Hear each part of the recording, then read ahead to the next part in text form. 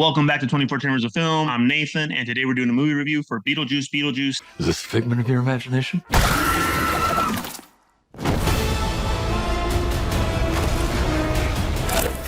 And if you're a Tim Burton fan or a Beetlejuice fan, you're probably going to like this one because it is one of the better made, maybe even best made sequels that I have seen in quite some time. A lot of times when it comes to sequels, right, they can't live up to the original.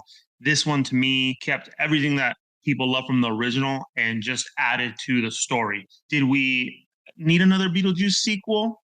Probably not. I think everything would have been fine without one, but it definitely lived up to the hype and the potential that the sequel had. Obviously, great when Tim Burton's involved, just like it wasn't the original. You know, they didn't try to replace him with somebody else to just make a sequel and try to make a few bucks. They brought back most of the cast that was integral to the original movie. Obviously, Gina Davis and Alec Baldwin didn't come back. Their characters who were part of the focus in the first one moved on, but it makes sense why they wouldn't be in the sequel. And then there was the interesting scenario of how they were going to handle Jeffrey Jones. Jeffrey Jones was Lydia Deetz's father.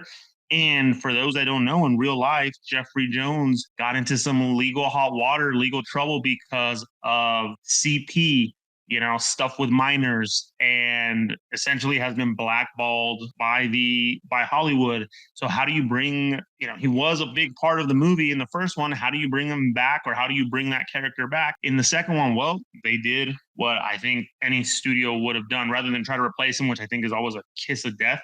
When it comes to replacing characters, they actually killed him off. And that was a whole actually plot point of how they were going to bring this story back into the limelight, right? Lydia Deetz no longer lives in the house she grew up in, and they come back for the funeral. So essentially what happens is he gets killed off, and Lydia Deetz, her mother, who are both very successful.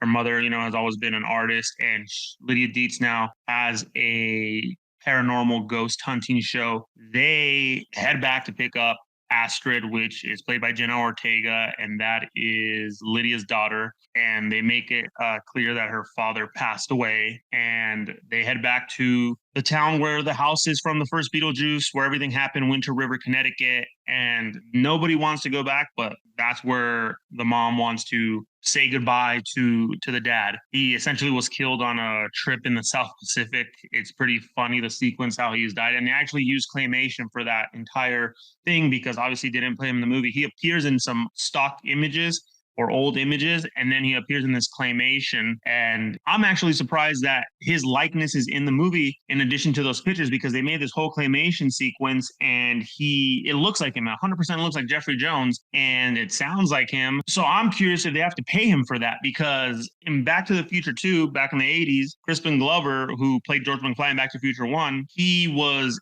in Back to the Future 2 using stock footage that they had, but also as an adult in the future. And since they had a salary debate, what ended up happening is they replaced him with another actor, and they put prosthetics on him that made it look like him, which then was deemed to be illegal. So they created this claymation to look like Jeffrey Jones. But nonetheless, it was a good way to get rid of that character, creative way to get rid of that character, not necessarily put the actor on screen. But essentially the movie lives up to what a sequel needs to be. Is it as good as the first Beetlejuice? I think it's hard because the first Beetlejuice was new, right? It was fresh. Now we know what to expect from Beetlejuice, but it continues to keep that going and lives up to the expectations of what you want to see, what you expect to see. So I thought it was, you know, I think it's close, it's on par, but I mean the original, you can't really beat that, but it is a very worthy sequel.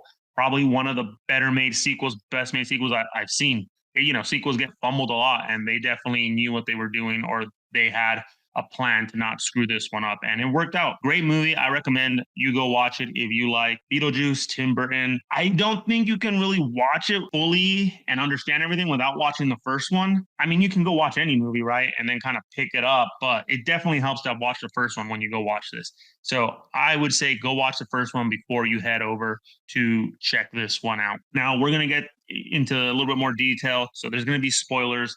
So if you don't want anything spoiled for you, this is where you cut off and go check out the movie. And then you can come back and check out, you know, a little bit more detailed review as to what I liked about the movie, and let us know what you think as well in the comments after you check it out. Now, with that said, do me a favor, hit a like on this video, and subscribe to the channel to stay up to date with more of our movie reviews and more of our content would be greatly appreciated. And let's get on to the acting in the film. Beetlejuice.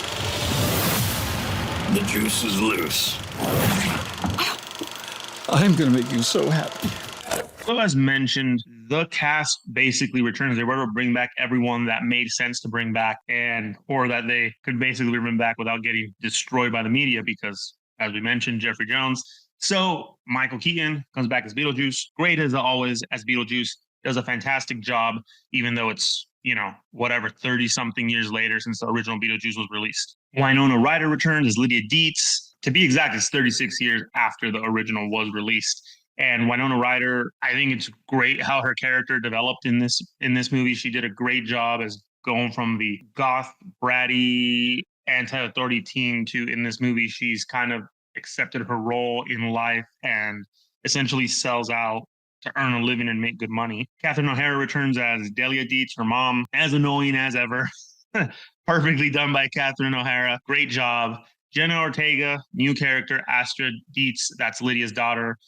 I mean, she's great in these roles. I feel like they are made for her. The Wednesday Addams being Lydia Deetz's daughter, she's knocking it out of the park right now, pretty much in everything she does. And same thing with this one, does a great job. Justin Theroux is the manager of Winona Ryder.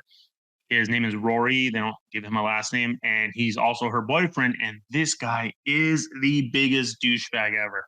And honestly, I feel like Justin Theroux, I haven't seen him in everything he's done, but everything I see him in, I'm like, he plays a good douchebag. That man knows how to play a douchebag. 100%. Does a good job, makes you not like him, makes you hope everything goes wrong for him. And yeah, great job. Then you have Monica Bellucci as Dolores Laverge, who is Beetlejuice's ex-wife. And I like the fact that they give some Beetlejuice backstory in this. And it's great. And she does a great job.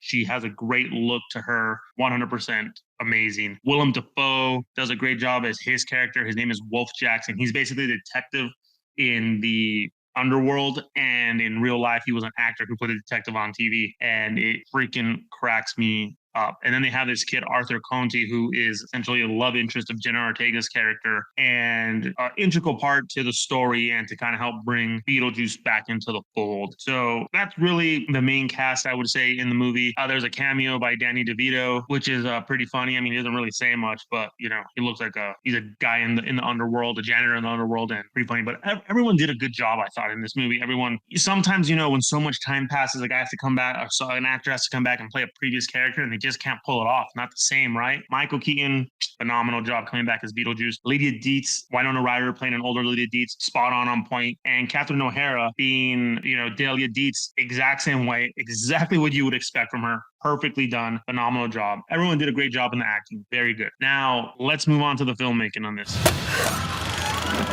Beetlejuice.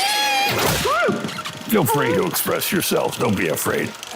When it comes to the filmmaking, I thought that Tim Burton, fascinating job as always. There's a few little things in there that I didn't really, I guess, care for, and they were more story driven. There was a scene where the ex-wife of Beetlejuice, what she ends up doing is Beetlejuice kills her after she tries to kill him, essentially takes her out with an axe. So her body parts are in these containers, in these crates, and she escapes and staples herself back together. Very cool, but the CGI was a little bit heavy for me from what I could just tell, like the way that whole thing happened. It just seemed a little bit too CGI. But I don't know what other way they could have done it, but small thing, just actually kind of surprised that it was CGI just because how Tim Burton tends to operate. And it was great. I like the fact that they didn't really change Beetlejuice. He is exactly how he is, doesn't give a crap, and they didn't try to soften him up for, I guess, the times of today. He was exactly the same Beetlejuice, and I thought it worked perfectly, and he did a great job. Everything in the underworld looks fantastic to me. They did a good job with the costumes. They did a good job with all those practical effects. And that's one thing that, kind of sets Tim Burton apart from a lot of people, that he's still doing a lot of that stuff. He hasn't really given into the CGI thing. And the filmmaking in that aspect knocked it out of the park. as expected. Story-wise, I thought the whole story was fine. I thought the beginning was a little bit slower than I would have liked, but at the same time, it makes sense. It's not like it's slow and they could have sped up. I think the pacing works because once Beetlejuice actually gets in there, man, he gets in there and it gets going. I think the latter half of the movie is really where most of the entertainment takes place. But it just how it needed to be made. I don't think there really was a way around it. We could want it to pick up a little bit sooner, but it just made sense the way that they did it. My one gripe is story-wise, they had a kid named Jeremy who becomes quote unquote love interest of Jenna Ortega's character Astrid. And I could tell right away that he was dead. And fair enough, he was. And basically he calls Jenna Ortega so that he's stuck, in his house, kind of like in the first one, right? And he uses her to go into the underground because he's been reading the Handbook of the Dead. And basically what he does is he makes her swap his life for hers and they go down there and they're supposed to trade places, basically tricks her. So he ends up being a bad guy. He actually murdered his family and then broke his neck falling off of a treehouse. The police were trying to capture him. So I thought that was great. It was a great twist. It was a great turn. Normally in movies, it's like, oh, well, he was a great boy and, he didn't deserve to die, blah, blah, blah, blah. But no, he's a freaking bad guy, And what I didn't like is that he's trying to get away to finalize everything. They have this moment where Jenna Ortega actually meets her father who had passed away. She had met him, but he passed away and hasn't, obviously she was a little kid and they connect. And then they're trying to get her swapped back around. And the ending for Rory is just like that. Like in a matter, there was no real climax, no satisfaction. Like it just happened so fast. And it's like, it was almost like an afterthought. And I thought they should have played that out a little bit more. I get it. Maybe time constraints were just too much going on because at the same time, you're dealing with Beetlejuice's ex-wife coming back and wanting to kill Beetlejuice. So you kind of had two bad guys and two stories going concurrently. And I think that was difficult. So I understand why they just offed them off pretty quick, but I would have liked that one to play out a little bit longer. At least for me, that would have been great because it's like, what a little asshole, right? Trying to like screw her over. And you kind of almost want to see him, get his just due, and him just getting off screen that fast just kind of seems like he didn't. So other than that, the movie was great. That was just one thing that kind of, I just wish would have gone longer. So Willem Dafoe did a fantastic job in this movie. His character is just this not goofy, but he's goofy. He takes him seriously, but he comes off as a goofy detective who used to play detective he was an actor and he played detective in real life when he was alive. And his character just freaking cracks me up every time he's on screen. He delivers everything with perfect timing, does a phenomenal job. Facial expressions on point. Like I just thought he was a great addition. Sometimes you try to force in new characters and they don't work. Man, they put him in there, knocked it out of the park. Great job by Willem Dafoe. Filmmaking was great, is what you expect of Tim Burton. Knocked it out of the park. Can't complain at all. So let's move on now to some of the best scenes in this movie. Can't believe Grandpa's dead. Death is hard. Yeah, sometimes I think life is harder. So when it comes to scenes that I thought are great in this movie, one of the scenes I liked the most was the flashback to how Beetlejuice died, how he got married, all of that stuff, how he killed his ex-wife. And basically she is part of some cult that wants to suck the soul of men, and she ends up poisoning Beetlejuice. And before he dies, he actually kills her. I thought that was great because they're introducing this new character.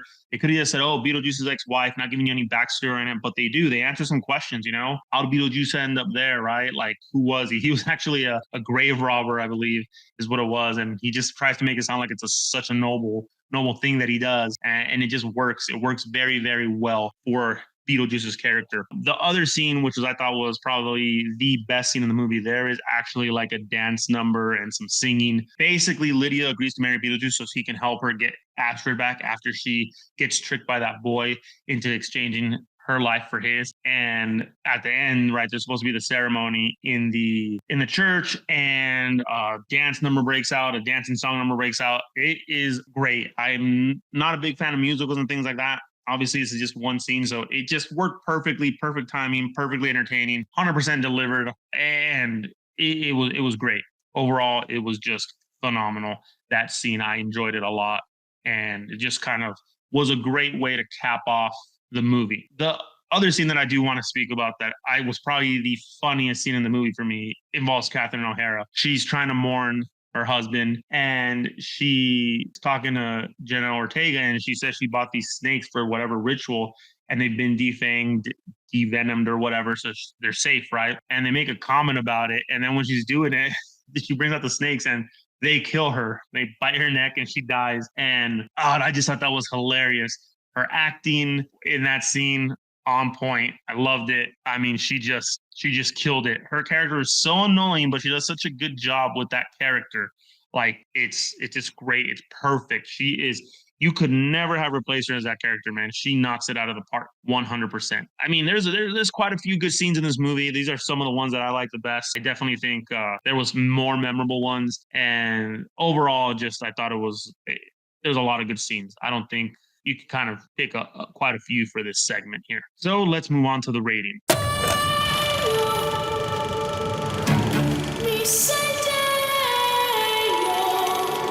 So on a scale of 1 to 10, what do I rate this movie?